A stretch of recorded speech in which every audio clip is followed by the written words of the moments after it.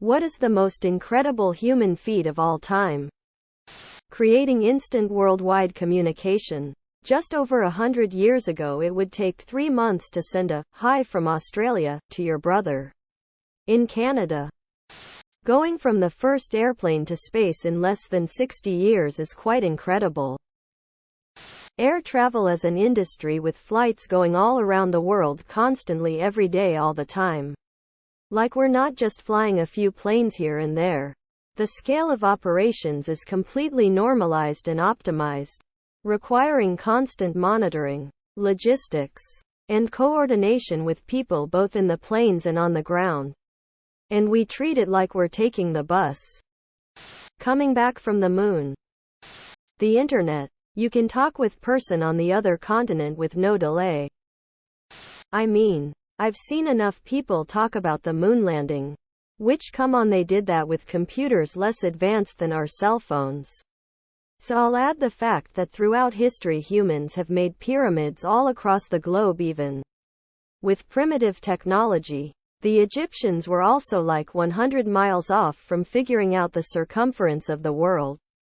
For people who couldn't travel the globe nearly as easily. That's some seriously impressive stuff. What product is the biggest scam, but people like it anyway? Herbalife. They must have done something special to manage to sell it to a lot of people. I feel like streaming platforms are starting to swing into scam territory by baiting everyone into joining with no ads and a low price. Then raising the prices and bringing back ads. Time shares. Edit. The number of suckers in the comments trying to explain why actually the one they bought is not a scam is hilarious. Copper fit products. Alkaline water. Car dealerships. $200 upcharge on a brand new car for nitrogen in the tires? They have no shame. What was something that was done in the name of safety that turned out to be more dangerous than the hazard that it was intended to prevent?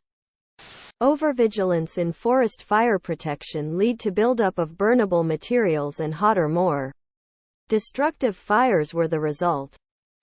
When the Deepwater Horizon oil rig blew up and dumped crude oil into the Gulf of Mexico, the chemical Corexit was used to disperse it.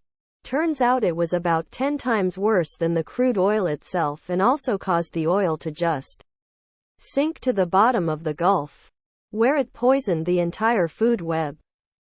Password rules. Many reduce the number of possible passwords instead of increasing it.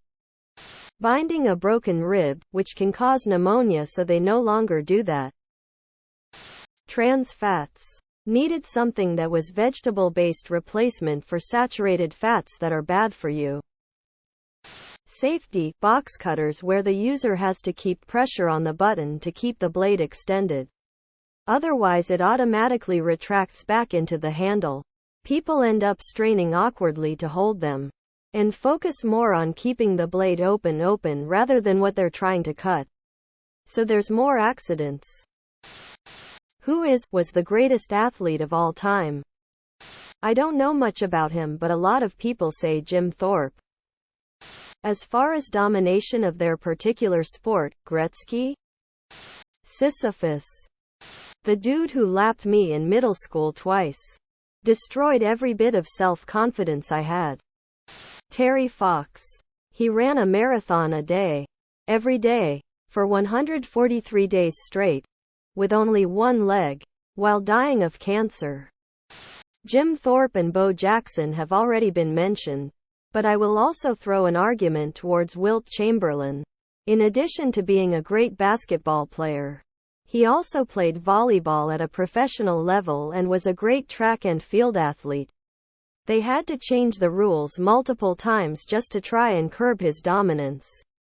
For example, in the NCAA, NBA, you have to stay behind the line to shoot free throws because Wilt could do a running start and dunk the shot.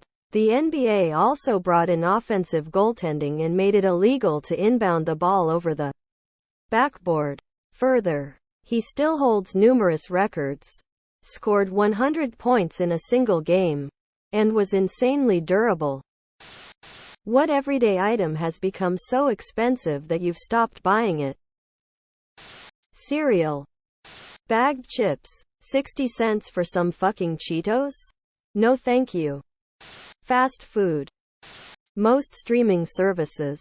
None of them are worth keeping continually. Maybe pop into Netflix once every 6 months to catch up on a few good things, then cancel again. Ice cream. That shit used to be like $3.99, now it's $6.99, which I don't need it anyway, I already wait enough. Blueberries and raspberries. If all interstate and international travel were cut off, which U.S. state would be the most self-sufficient? Wisconsin would have to survive on beer, cheese, fish, and sausage. So really not much would change. They probably make it a while. Up of Michigan, basically already are cut off. Washington. We've got drinkable water, ton of lumber, lot of agriculture and wine, plenty of fish, hydroelectricity, and a ton of military resources. Please don't, not with how many people are stuck with their in-laws right now. Washington, Oregon, Cali, would all be mostly fine. New York would be okay as it has massive land to the west.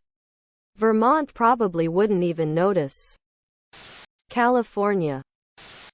How would you like to die? In my sleep. Painlessly. An old lady warm in her bed. Signed, 32-year-old guy. A planet-killing asteroid. If I'm going out, then you're all coming with me. Saving someone's life. Much like my great-granddad. Maybe not exactly. His actual cause of death was collapsing lung.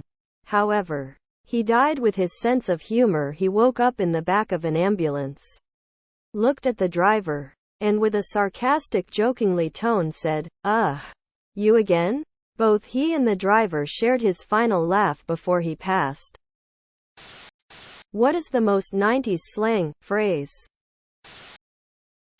The bomb needs to be added. Subscribe, my brothers.